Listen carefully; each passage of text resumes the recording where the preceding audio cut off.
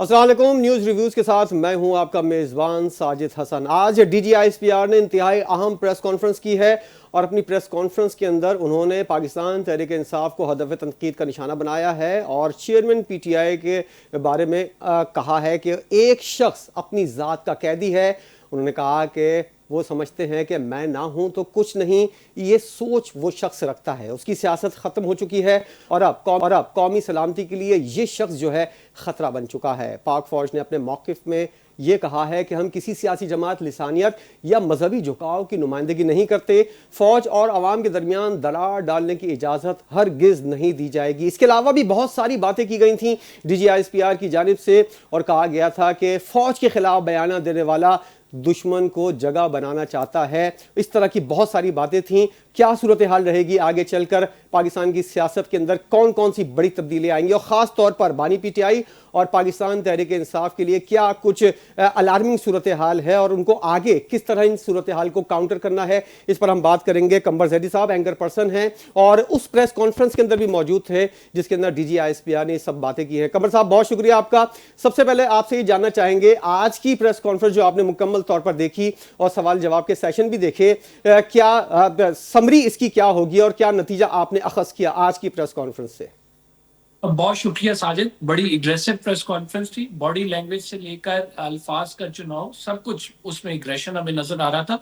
और उसकी वजूहात जो पीटीआई की रिसेंट मूव्स हैं, जिसमें बानी पीटीआई की खास तौर पे ट्वीट्स की बात की जाए, फिर पीटीआई अकाउंट से जो वो ट्वीट जो सर्कुलेट हुई, फिर फेक न्यूज जिनको फैलाया गया, फिर इसके साथ साथ जो इंडियन टीवी चैनल्स पे इंटरव्यू दिए गए और उन इंटरव्यूज के साथ साथ अफवान टेलीविजन पर जो प्रोपोगेंडा हुआ, उसको लेके DGISPR बड़े गुस्से में थे और उनकी बॉडी लैंग्वेज भी बता रही थी, उनके अल्फाज का चुनाव भी ये बता रहा था।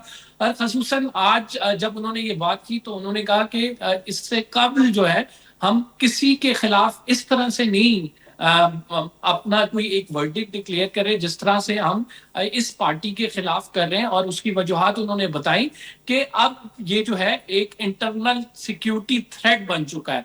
और इस इंटरनल सिक्योरिटी थ्रेट की जो मेन रीजन है वो यही है कि मुख्तलिफ ममालिक से जो प्रोपोगेंडा किया जा रहा है, खसूसन भारत की जानिब से अगर बात की जाए, जिस तरह का प्रोपोगेंडा किया गया, अफवान अकाउंट से प्रोपोगेंडा किया गया, तो वो कह रहे हैं कि इस टाइम सबसे बड़ा इंटरनल सिक्योरिटी थ्रेट अगर हमें है तो वो जेल में बैठा हुआ शख्स है। और वो उनकी जानिब से ये भी कहा गया कि वहां से जिस तरह से खबर आती है, उस खबर को जिस तरह से बाहर फैलाया जाता है, जिस तरह से जो क्या सराहियां की जाती हैं, हकीकत नहीं होती, उनका ताल्लुक उनसे हकीकत का कोई ताल्लुक नहीं होता। तो उन्होंने कहा कि अब वक्त आ गया है कि हमें इसका तदारुक करना चाहिए। एक काउंटर नैरेटिव DGISPR की जानिब से दिया गया। खसूसन हम देख रहे थे कि बानी पीटीआई जो है मुसलसल ट्वीट्स कर रहे थे। उन ट्वीट के जवाब में हुकूमत की जानिब से प्रेस कॉन्फ्रेंस कल की गई, लेकिन आज जो DGISPR की कॉन्फ्रेंस थी ये बड़ी वाज़ेह थी। बड़े आप ये कह सकते हैं कि कैटेगोरिकली उन्होंने एक तो जो पीटीआई का नैरेटिव है उसको काउंटर किया, और दूसरी बात उन्होंने ये तनबीह भी किया कि आइंदा आने वाले दिन, आइंदा आने वाले हालात कोई बहुत साजगार नहीं होंगे अगर ये कॉन्टिन्यूटी के साथ सिलसिला जारी रहा, because they consider it as internal national threat. अच्छा जैदी साहब, जिस तरह आपने बात की, एक नैरेटिव के खिलाफ काउंटर नैरेटिव आएगा या फिर और इससे बढ़कर भी कोई चीज होगी, यानी कि मुस्तकबिल में क्या कहा जा सकता है? सोशल मीडिया पर अभी से ये बातें गर्दिश कर रही हैं कि पीटीआई के ऊपर आने वाले दिनों के अंदर पाबंदी लग सकती है। ऐसा कुछ नतीजा आपको लगता है इस प्रेस कॉन्फ्रेंस को देखने के बाद? देखिए, मोहम्मद मालिक साहब ने बड़ा क्लियर क्वेश्चन किया। उन्होंने कहा कि आप अगर किसी को एंटी स्टेट डिक्लेयर कर रहे हैं तो डू यू थिंक कि अगला स्टेप उसका क्या है? उसका अगला स्टेप ये है कि आप उसमें पाबंदी लगाएंगे। What actions will you take? तो उन्होंने DGISPR ने जवाब दिया कि हम रियासत का एक इदारा है, ये इदारा अपनी राय खुल के उसका इजहार कर रहा है। ये रियासत ने सोचना है क्या करेगी, और रियासत हुकूमत है, यानी ये हुकूमत ने आगे देखना है क्या वो इस पार्टी को बैन करेगी, क्या इसके रहनुमा को बैन किया जाएगा, क्या इसके खिलाफ एक्शन जो है वो लिए जा सकते हैं। हमने कल प्रेस कॉन्फ्रेंस में देखा मुलाकातों पे पाबंदी या इमरान खान साहब की जो सियासत है जेल के अंदर से जो की जा रही है उसके हवाले से दो वुजरा ने बैठकर प्रेस कॉन्फ्रेंस की। तो आज DGISPR कहते ये नजर आया कि ये रियासत का डिसीजन है कि उन्होंने पार्टी के साथ क्या करना है। हमने अपना बता दिया है कि हम क्या समझते हैं या ये इदारा क्या समझता है। ये स्टेट का सबसे जरूरी इदारा है और इदारे की राय ये है। तो उन्होंने बेसिकली अपना मौकिफ रख दिया। Rest the decision is on the government side कि वो इसमें क्या जो है डिसीजन लेते हैं, क्या फैसला करते हैं। आया कि अभी इतनी बड़ी पार्टी को बैन किया जा सकता है, आया कि इमरान खान साहब की स्टेटमेंट्स पे पाबंदी लगाई जा सकती है, उनके सोशल मीडिया के हवाले से भी आपको पता है केस पेंडिंग है इस टाइम कोर्ट्स के अंदर। तो क्या एक्शन लिया जा सकता है। लेकिन एक बात इस प्रेस कॉन्फ्रेंस से बड़ी क्लियर है और वो ये है कि जो टेम्परेचर है वो इस हद तक आगे जा चुका है कि अब ये देखना है कि ये क्या कोई क्लूजन होगी, क्या हम यहाँ से मामला को संभाल पाएंगे या नहीं संभाल पाएंगे।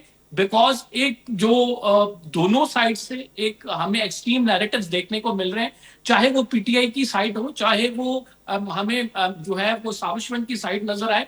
तो इन दोनों जिस पॉइंट ऑफ जिस जगह पे ये चीजें जा रही है पॉइंट ऑफ नो रिटर्न की तरफ जा रही हैं। तो लेट्स सी आगे क्या होता है। लेकिन आज की प्रेस कॉन्फ्रेंस से ये बड़ा वाजे हो गया है कि ये सारी चीजें ऐसे नहीं चलेंगी, इनको काउंटर किया जाएगा और एग्रेसिवली काउंटर किया जाएगा आने वाले दिनों और में। जैदी साहब, जैसा कि आपने कहा कि सब कुछ गवर्नमेंट ने डिसाइड करना है, हुकूमत ने डिसाइड करना है, तो आज का एक बेहतरीन बयान जो है राना सनाउल्लाह साहब की तरफ से आया है और उन्होंने असेंबली के अंदर खड़े होकर कहा है, दावत दी है एक बार फिर, और उस बात को दोहराया है कि वज़ीर आज़म ने जो मुज़ाकरात करने की और बातचीत करने की जो दावत दी थी उसके दरवाजे अभी भी खुले हैं और वो दर अभी भी खुला है। तो एक बेहतरीन मौका नहीं लगता, आप समझते हैं कि पाकिस्तान तहरीक इंसाफ के पास के आए अयाज सादिक साहब स्पीकर कौमी असेंबली हैं, उनसे मुलाकात की बैरिस्टर गौहर ने, उसके बाद अडियाला के अंदर मुलाकात भी हुई बानी PTI की बहनों की।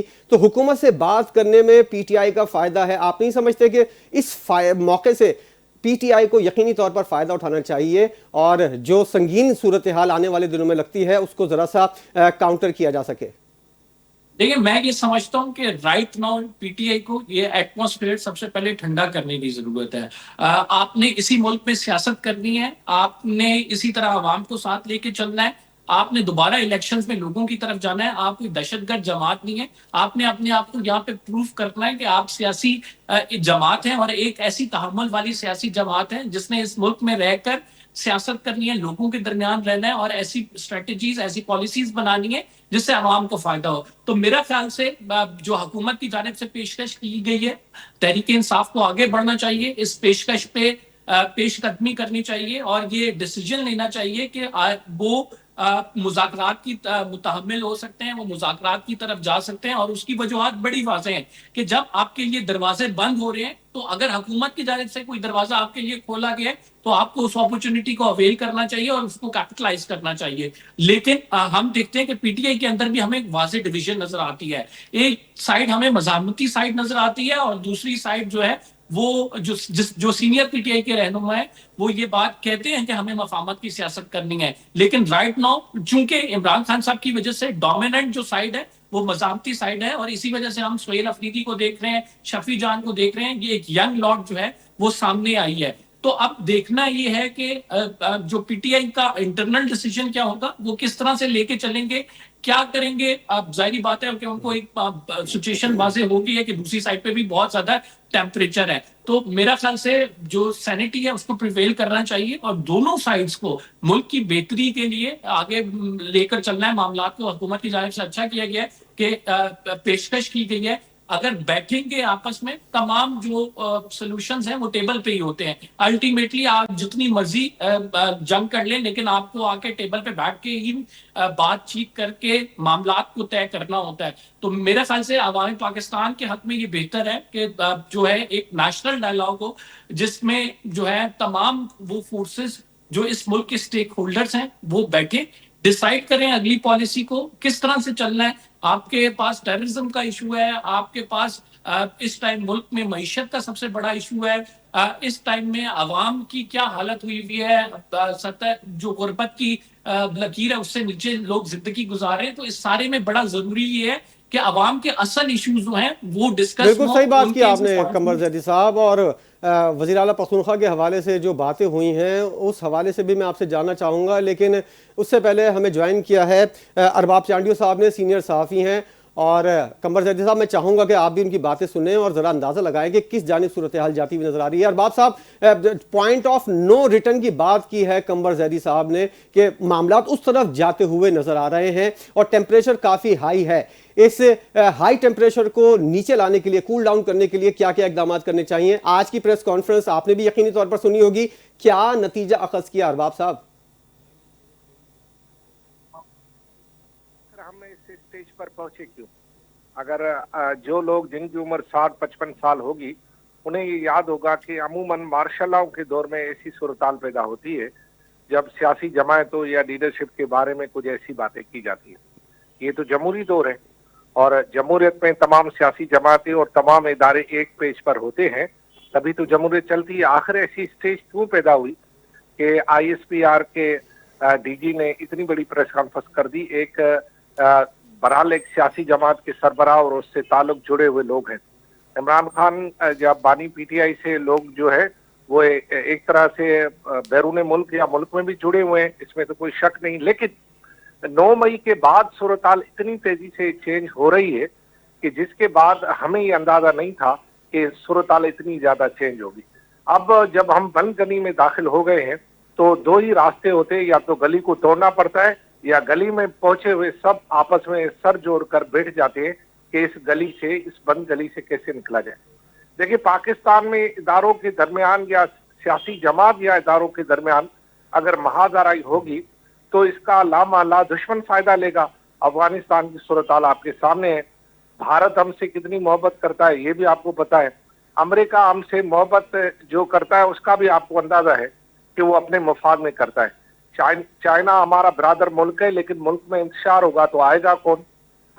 इसी तरह तुर्की, अजरबैजान, सऊदी अरब, दीगर जो मुल्क है तभी हमारे पास लौट कर आते हैं जब हम पुरअमन होते हैं। और पुरअमन होने के लिए जरूरी है कि सियासी माहौल को ठंडा ठार दिल बहार किया जाए। अगर सियासी तनाव को बढ़ाया जाएगा किसी भी वजह से तो फिर मामला जो है हकीकी तौर पर उस तरफ जाएंगे जहां फिर या तो सियासत होगी या रियासत होगी। इस तरफ हम क्यों जा रहे हैं? मतलब इतना एक्सट्रीमली हमें नहीं जाना चाहिए किसी को भी, क्योंकि हम चाहते हैं कि पाकिस्तान तरक्की करे ना यार। हमारा मुल्क तरक्की नहीं करेगा तो हम कैसे तरक्की करेंगे? अगर मुल्क खुदा न खास्ता किसी ऐसे स्टेज पर किसी भी वजह से पहुंचता है तो भिखारी तो पहले ही हमें लोग कहते हैं कि ये तो भिखारी हैं, इसलिए हमें अब वीजा भी नहीं दे रहे। तो ऐसी सूरत हाल में मेरा ख्याल है कि सियासी जमातों को बशमूल तहरीक इंसाफ और उन तमाम इदारों को ये चाहिए कि किसी एक ऐसे पॉइंट पर आकर बैठ जाए। अब देखें ना, हम नवाज शरीफ और भुट्टो के दरमियान कितनी बड़ी महाज आ रही थी, उन्होंने आखिर मीसा की जमहूरियत किया ना। आज किसी भी वजह से बैठे तो हुए हैं ना एक पार्लियामेंट में, तो फिर जो तहरीक इंसाफ है उसको भी चाहिए कि हर बात में ना करने वाला अमल भी बंद करे। आखिर कोई तो रास्ता ढूंढना होगा ना, कोई तो भला वो किसी बात पर तो राजी हो ना। ये बात बिल्कुल दुरुस्त है कि जो यहाँ स्टेज पहुंची ताली दोनों हाथों से बजती है। ऐसा कि नहीं है कि किसी एक ने थप्पड़ मारा है और दूसरे ने कोई उसको फूल पेश किया, ऐसी भी सूरत हाल नहीं है। तो निकलना तो होगा हमें हर सूरत में। मैंने कहा या तो दीवार तोड़ना होगी। अब दीवार तोड़ने के नुकसान और फायदे, क्योंकि तोड़ फोड़ दुनिया में किसी भी मसले का हल नहीं है। अगर ऐसा है कि आप एक दीवार बना रहे हैं और दूसरा आके तोड़ रहा है और आप सिर्फ बनाते जाए और दूसरा तोड़ता जाए, ये भी मसले का हल नहीं है। इस वक्त हम माशी तौर पर इतने कोई पावरफुल नहीं है कि बड़े फैसले कर कर उसको भी छोड़ दे इसको भी हजम कर दे, ऐसा नहीं है। अभी तो हम शुरू हुए हैं, पार्टी तो अभी शुरू हुई है, किसी भी वजह से शुरू हुई है, इसको हम पीछे नहीं जा रहे। माजी किसका क्या है इसको भी छोड़ देते हैं, लेकिन हाल में हमें दो चीजें तो वाजह करनी होगी ना भाई, पाकिस्तान के साथ हम हैं या नहीं है। एक दूसरी बात यह कि क्या पाकिस्तान इस तरह तरक्की करेगा, इल्जामात दर इल्जामात की तरह से नहीं करेगा तरक्की। देखिए, फॉलोअर्स सबके हैं और इसमें कोई शक नहीं है कि इस वक्त हमारी पाक आर्मी टारगेट पे है। आप देख रहे हैं खैबर पख्तूनख्वा में क्या हो रहा है, बलूचिस्तान में क्या हो रहा है, और जो लोग अफगानिस्तान से आ रहे हैं वो क्या हो रहा है। तो इस सूरत हाल में तो हम किसी भी तरह नहीं चाहेंगे कि हमारी पाक आर्मी या कोई कमजोर हो। लेकिन सिर्फ कोई एक इदारा तो मुल्क नहीं चला सकता ना। पाक आर्मी खुद कहती है कि हम अवाम की सपोर्ट के साथ सब कुछ कर रहे हैं और करेंगे, तो अवाम को भी सपोर्ट के लिए उसी तरह का मैदान तैयार करना पड़ेगा। और अवामी सपोर्ट जो है ना, वो जंग जदल से पैदा नहीं होती। अवामी सपोर्ट जो है पुरअमन सियासी माहौल से पैदा होती है। अवाम सियासी जमातों की तरफ जाते हैं, इलेक्शन में सियासी जमातें खड़ी होती हैं, उन्हीं को वोट होते, वोट किसको पड़ता है, नतीजा किसको निकलता है। तो अरबाज चांडियो साहब, बर्फ पिघलाने के लिए, मफाहमत करने के लिए, बातचीत आगे बढ़ाने के लिए तो दोनों तरफ से, आपने जैसे कि अभी कहा कि ताली दोनों हाथों से बजती है, तो इसके लिए किसी को तो आगे आना पड़ेगा ना। अगर हुकूमत मफाहमत की बात करती है, मुज़ाकरात की बात करती है, जैसे कि आज की राना सनाउल्लाह साहब ने, तो अगर पीटीआई की जानिब से देखा जाए तो वहां से बयानिए और ऐसे ऐसे जुमले आते हैं, ऐसे ऐसे बयानात आते हैं कि उनके ऊपर जो है वो दूसरी तरफ से दोबारा चिंगारी लगने का इम्कान होता है। कमर ज़ैदी साहब, कौन आगे आएगा? एक बैरिस्टर गौहर जो है, वाहिद शख्स जो है पाकिस्तान तहरीक इंसाफ के अंदर मुफाहमत की बात करते हैं और कहते हैं कि कूल डाउन करने की कोशिश करनी चाहिए, लेकिन पीटीआई के दीगर अरकान जो है, जो रहनुमा हैं, उनके बयानात देखकर तो अंदाजा होता है कि ये लोग कूल डाउन करने की कोशिश नहीं कर रहे हैं, बल्कि आग मजीद भड़काने की कोशिश कर रहे हैं। तो पीटीआई में से बैरिस्टर गौहर के अलावा और कौन कौन से ऑप्शन हैं जिनको आगे आना चाहिए, और हुकूमत के अंदर से भी कुछ लोगों को आगे आना चाहिए इस तमाम तरह सूरत हाल को कूल डाउन करने के लिए? देखें, इस सब में जो कोलेटरल डैमेज है, हम उसकी तरफ तो देख ही नहीं रहे। इस सब में कोलेटरल डैमेज जो है आवाम है। अगर ये सियासी लड़ाई, अगर ये पावर पॉलिटिक्स मजीद शिद्दत इख्तियार करती है, तो आप देखें कि ऑलरेडी हमारा मुल्क कहाँ पे खड़ा है और हमें किस चीज की जरूरत है, कौन से ऐसे स्टेप्स लेने की जरूरत है, किस तरह से हम बेहतरी ला सकते हैं। हम काउंटर नैरेटिव जरूर दें, लेकिन हमने ये भी जहन में रखना है कि पब्लिक उसको बाय करने के लिए किस हद तक तैयार है। फिर हमने ये भी जहन में रखना है कि पब्लिक की इस टाइम डिमांड क्या है। पब्लिक इस टाइम कहती है कि आप मईशत को बेहतर करें। खुद आप ऑलरेडी आप ये देखेंगे कि पीटीआई अपना नैरेटिव लोगों में फैलाने में कामयाब नहीं होगी।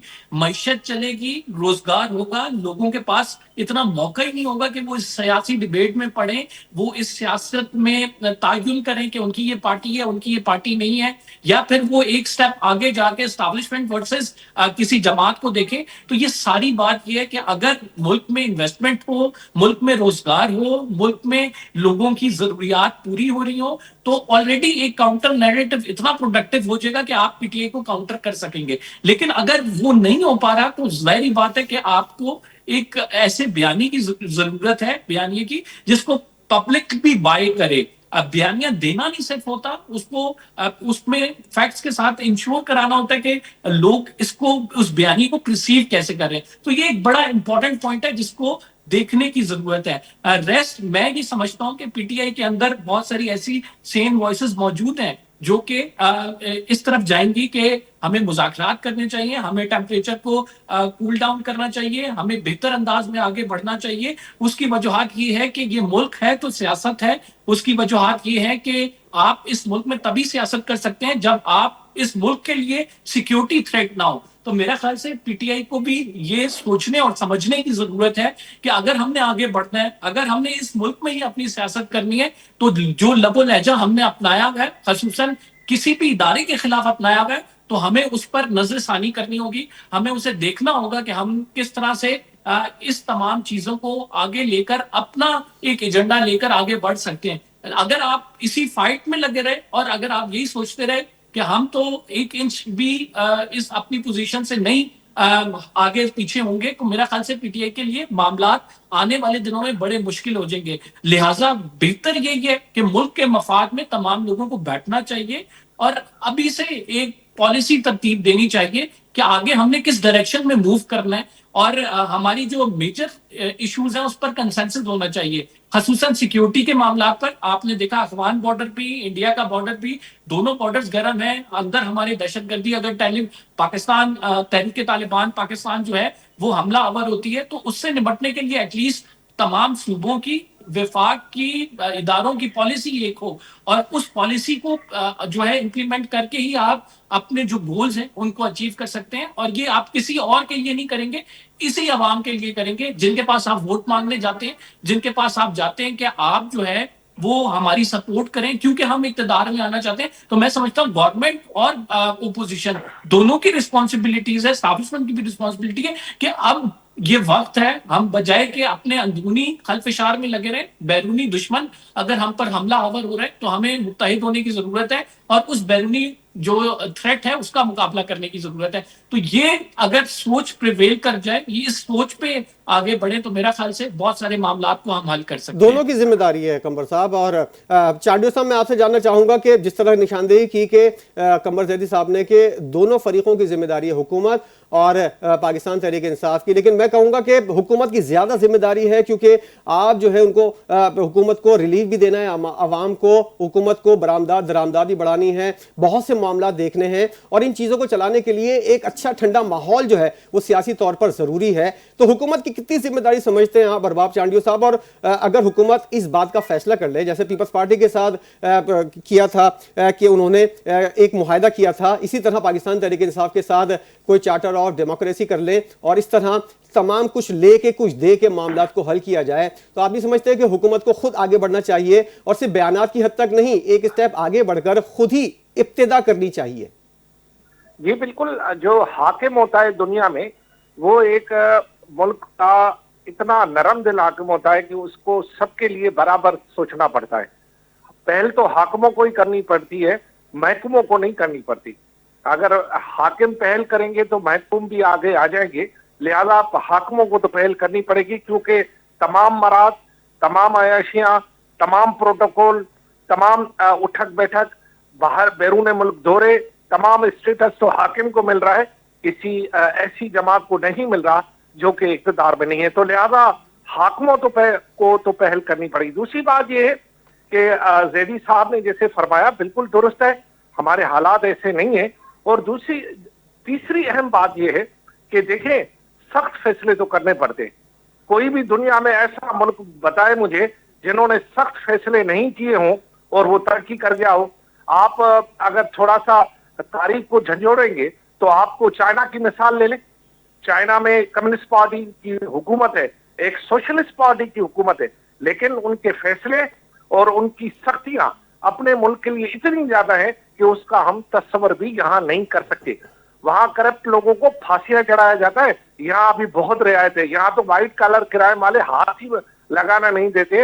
ये हम तो ऐसे फड़े जाते हैं जैसे कि बैल बकरियां और जो है वो जानवर पकड़े जाते हैं। लेकिन फैसले करने पड़ेंगे, सख्त फैसले करने पड़ेंगे अगर मुल्क को आगे लेकर जाना है। अगर ये समझे कि फलां से रियायत कर ली जाए, फलां से रियायत कर ली जाए, तो ये मामला नहीं होगा। लेकिन ये बात बिल्कुल दुरुस्त है कि हाकिमों को आगे बढ़ना पड़ेगा, लेकिन कानून और आइन को पीछे छोड़कर अदावत और इससे नहीं करना पड़ेगा। अगर मुस्लिम लीग नून साहब ये चाहती है या उसके हुक्मरान इत्तेहादी ये चाहते हैं कि सिर्फ किसी एक जमात को नीचा दिखा रहे हैं, तो फिर ये मामला आगे नहीं बढ़ेगा। ये मामला आगे नहीं बढ़ेगा। अब मैं एक और चीज़ पख्तूनख्वा के हवाले से भी बात करूंगा प्रोग्राम के इस हिस्से में कि खैबर पख्तूनख्वा के हवाले से भी काफ़ी बातें की गई हैं DGISPR की प्रेस कॉन्फ्रेंस के अंदर। कंवर जैदी साहब, आप ज़रा अपडेट कीजिएगा कि क्या बातें हुई और कितनी सख्त बातें DGISPR ने वज़ीर आला पख्तूनख्वा सुहेल आफरीदी के बारे में की और क्या हुआ। ज़रा आज की प्रेस कॉन्फ्रेंस में कुछ सवाल जवाब भी हुए थे, ज़रा बताइएगा पख्तूनख्वा के हवाले से क्या जहन है एस्टेब्लिशमेंट का, या जो बताया जा रहा है कि इस तरह की चीज़ें हो रही हैं, गवर्नर राज लगने के इम्कानात के हवाले से बातें कब से चल रही हैं, तो क्या हुआ आज की प्रेस कॉन्फ्रेंस के अंदर पख्तूनख्वा के हवाले से बातचीत? देखिए, गवर्नर राज के हवाले से बड़ा क्लियरली उन्होंने कहा कि ये जो है रियासत ने लगाना है और रियासत डिफेंसिव नहीं है, रियासत प्रैग्मेटिक है और रियासत ने ये डिसीजन लेना है कि गवर्नर राज लगेगा या नहीं लगेगा। ये हमारी डोमेन नहीं है, हम इसमें ना इंटरफेयर करेंगे, ना आइन के तहत जो है हमें ये चीज असाइन है। दूसरी इंपॉर्टेंट चीज उन्होंने की कि खैबर पख्तूनख्वा का सबसे बड़ा मसला दहशतगर्दी है, वहां पे हम मिलिट्री ऑपरेशन करना चाह रहे हैं। तो ये बयानिया क्यों बनाया जाता है कि मिलिट्री ऑपरेशन नहीं करने देंगे, ये बयानिया क्यों होता है कि हम जो है वो हमें बात करनी चाहिए। उन्होंने कहा कि क्या नूर वली महसूद से हम बैठकर बात करें, स्टेट क्या नॉन एक्टर्स के साथ बैठकर गुफ्तगू करें। हम जो है वो मुल्क की सिक्योरिटी की जिम्मेदारी लिए हुए हैं और सिक्योरिटी में करते हुए आपको अपने दुश्मन से ऊंचा कद रखना पड़ता है, आपको एपिजत नहीं होना पड़ता, आपको उनके साथ मदाहसराई नहीं करनी पड़ती, बल्कि आपको एक सख्त रवैया इख्तियार करना पड़ता है। जिस तरह से हमने माजी में देखा कि गुड तालिबान और बैड तालिबान की एक तफरीक थी, अब जो है राइट नाउ एस्टैब्लिशमेंट इस हवाले से बिल्कुल क्लियर है। उन्होंने कहा कि जिस तरह जनरल आसिम मुनीर इस मामले पर क्लियर है, इससे पहले इतनी क्लैरिटी कभी नहीं थी। ये फितनातुल खवारिज हैं, ये वो लोग हैं जो हमारे लोगों के गले काटते हैं, हमारे लोगों को नुकसान पहुंचाते हैं, इन पर हमला आवर होते हैं। इनके साथ एक ही मामला किया जाना है और वो ये है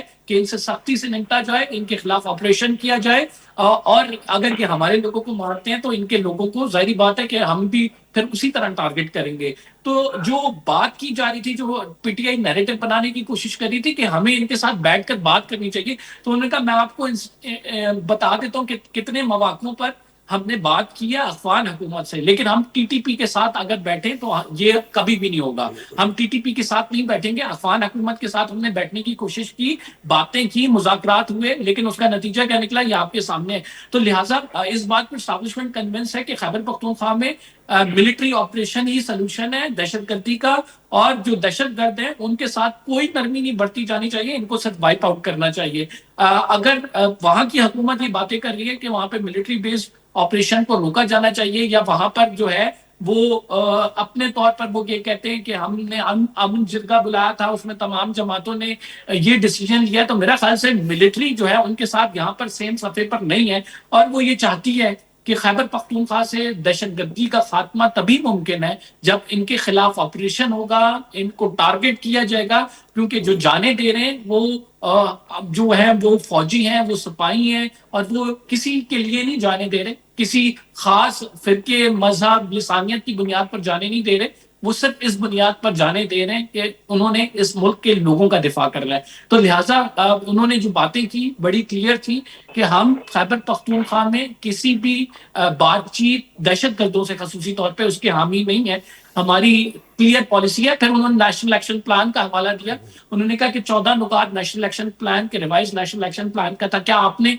इसमें नहीं लिखा था, क्या सारी जमातों का इस पे कंसेंसस नहीं था कि किस तरह से हमें अब जो है अपनी पॉलिसी को आगे लेके बढ़ना है, तो फिर क्यों नहीं नेशनल एक्शन प्लान पर अमल दरामद हो रहा, और क्यों फिर इसमें सियासत की जा रही है। तो ये वो तमाम मेरे ख्याल से बहुत हद तक वैलिड पॉइंट थे जो उनकी जानिब से रेज किए गए। पीटीआई बात करती है कि निगोसिएशन होनी चाहिए, लेकिन पीटीआई को ये डिफाइन करना चाहिए कि निगोसिएशन होगी तो किससे होगी, आया कि दहशतगर्दों के साथ जाके बैठ के बात की जाए या फिर अफगान हुकूमत के साथ। और अगर अफगान हुकूमत के साथ आपने बात करनी है तो रिसेंट जो राउंड ऑफ टॉक्स हुए टर्की में, उसने आपने देख लिया रिजल्ट क्या निकला है। अगर वो हमें कोई सिक्योरिटी कोई हमें गारंटी देने को तैयार नहीं है कि वो हाइड आउट्स जो है और जो सरपरस्ती है टीटीपी की वो कम करेंगे, तो why we would talk to them. तो ये दोनों बड़ा फरीकों क्लियर है। को जैदी साहब, दोनों फरीकों को मिलकर गवर्नमेंट और पख्तूनख्वा और एस्टेब्लिशमेंट दोनों को मिलकर इस बारे में कोई वाज़ेह लाइन रखनी है। तो मेरी नजर में दो सवाल यकीनी तौर पर उठे हैं, कंबर जैदी साहब और अरबाब चांडियो साहब।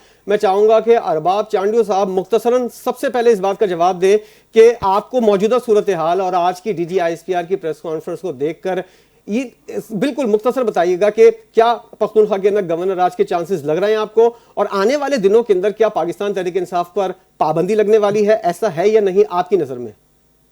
मेरे ख्याल में बड़ा कुछ होने वाला है, और इसमें एक लाइन वाज़ेह होनी चाहिए कि जो भी वतन का दुश्मन है वो बॉर्डर से बाहर है, बॉर्डर के अंदर है, सियासी रूप में, गैर सियासी रूप में, इंतहा पसंदी के रूप में, किसी भी दाढ़ी रखने के रूप में, दाढ़ी कटाने के रूप में, साई टोपी या कोई भी किसी भी तरह से कोई भी आदमी जो भी हमारे वतन का दुश्मन है उसे अब बख्श नहीं करना चाहिए। और कोई अगर हमारे वतन के लिए इंतशार पैदा करना चाहता है, रूप उसका कोई भी हो, मुझे किसी रूप से कोई ताल्लुक नहीं, मुझे अपना वतन अजीज है, मुझे अपने अवाम अजीज है। अगर वतन के अजीज होने वाले को दिल धड़कता है तो फिर फैसले तो सख्त हो गई। मैंने आपको कहा कि हाकिमों को अपनी हाकमियत जताने के लिए जहां वो फैसले सख्त करते हैं वहां अवाम से मोहब्बत से भी पेश आना पड़ रहा है, लेकिन जहां मोहब्बत के बाद ये तो वो हुआ कि कि हम एकतरफा इश्क कर रहे हैं, वो हमें जो है उल्लू तो बनाए जा रहे चांदी हैं। साहब, ऐसा आपकी तो नजर नहीं में हो बहुत सकता। कुछ होने वाला है और बहुत कुछ बड़ा होने वाला है। कंबर जैदी साहब, प्रेस कॉन्फ्रेंस से आए हैं आप और सूरत हाल भी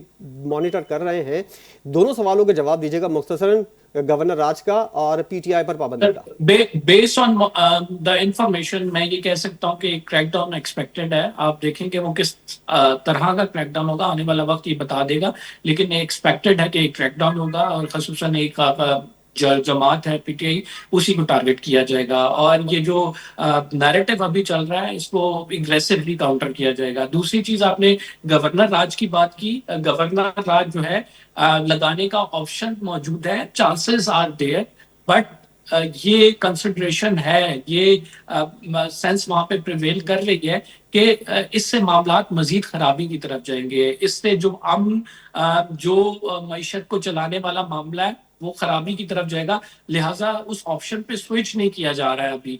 तो आने वाले वक्त में हो सकता है, माइट बी पॉसिबल कि ये फिजिबिलिटी बन जाए कि हमें गवर्नर राज पे जाना है, लेकिन एज ऑफ नाउ जो सूरत हाल है इसमें गवर्नर राज को अवॉइड किया जा रहा है। और हुकूमत भी ये चाह रही है कि वहां पे गवर्नर राज ना लगाए, और एस्टैब्लिशमेंट भी ये चाह रही है कि वहां पे एकदम से गवर्नर राज ना लगे। लेकिन कंसिडरिंग जिस तरह से नैरेटिव आ रहा है, जिस तरह से चीजें हो रही हैं, जो कुछ एक्सपेक्टेड है, अगर पीटीआई किसी बड़े प्रोटेस्ट की तरफ जाती है, मास मोबिलाइजेशन की तरफ जाती है, तो लग भी सकता है। ठीक है, बहुत शुक्रिया। कंबर जैदी साहब एंकर पर्सन थे और अरबाब चांडियो साहब तज्जिया कर रहे थे और बता रहे थे कि मौजूदा सूरत हाल के अंदर सूरत हाल किस जानिब जाती हुई नज़र आ रही है और दोनों जानिब से यही बताया जा रहा है। और हम खुद भी अंदाज़ा लगा सकते हैं कि सूरत हाल जो है वो बड़े क्लैश की तरफ जा सकती है, या कोई तसादुम हो सकता है, या फिर मामलात को ठंडा करने के लिए हुकूमत को संजीदगी का मुजाहरा करना होगा। ऐसी सूरत हाल के अंदर मुल्क जो है वो ऐसी सूरत हाल का मुतामिल नहीं हो सकता कि